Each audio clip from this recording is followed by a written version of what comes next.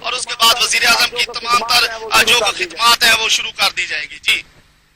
نون کی قیادت اس time enjoy تو بہت کر رہی ہے کیونکہ سید خاقان عباسی جو ہیں وہ ہو چکے ہیں الیکٹ، لیکن دیکھنا یہ ہے کہ دوسری جانب نون لیگ نے بڑی چھوٹی حرکت بھی کی. شیخ رشید جب تقریر کر رہے تھے تو آج ان کی تقریر بھی نہیں دکھائی گئی. تو آپ کی نون لیگ کے کسی ممبر کے ساتھ بات ہوئی، ان کا کیا رد عمل تھا، کیا موقف تھا اس بات پر؟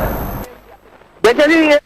شیخ رشید کی تقریر کی بات ہے کیونکہ یہ ماحول ایسا بنا ہوا تھا، کیونکہ ہر شخص یہی چاہتا تھا، خاص کر پاکستان مسلم لیگ نواز، کیونکہ انہیں کامیابی ملے گی اور ان کی سوچ کے مطابق ہی ان کو کامیابی ملی ہے اور وہ بہت خوش تھے. اور اس خوشی کا اظہار کرنے کے لیے ان کی خواہش تھی کہ پاکستانی قوم کو سب سے پہلے ہم لوگ مبارکباد دیں کہ پاکستان مسلم لیگ نواز جو ہے وہ کامیاب ہو چکی ہے. اس لیے ان کی خواہش تھی کہ تمام لوگوں سے پہلے جو ہے ہم لوگ اپنا موقع بیان کریں، اور اسی طرح کی یہاں صورتحال تھی. اور یہی وجہ تھی کہ شیخ رشید کی جگہ پہ ان کی کوشش تھی کہ ہم لوگ ڈائس پہ پہنچے اور پاکستانی عوام کو خوشخبری دیں، اور یہی وجہ بنی کہ آج کوشش کی گئی شیخ رشید کی تقریر کو روک کے اپنا موقع بیان کرنے کی، تاکہ ہم اپنا موقع پیش کر سکیں اور پاکستانی قوم کو خوشخبری دیں. یہی وجہ تھی کہ یہاں پہ یہ تقریر ہو رہی تھی، اس کے دوران وہ لوگ آئے اور انہوں نے پھر اپنا اظہار خیال کیا، جس کے بعد پوری قوم نے دیکھا بھی اور سنا بھی، اور پھر پوری قوم بھی اس کو اپریشیٹ کر رہی ہے. اور اس کے بعد پورے ملک میں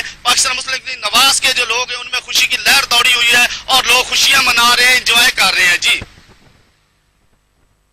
اپڈیٹ کرنے کے لیے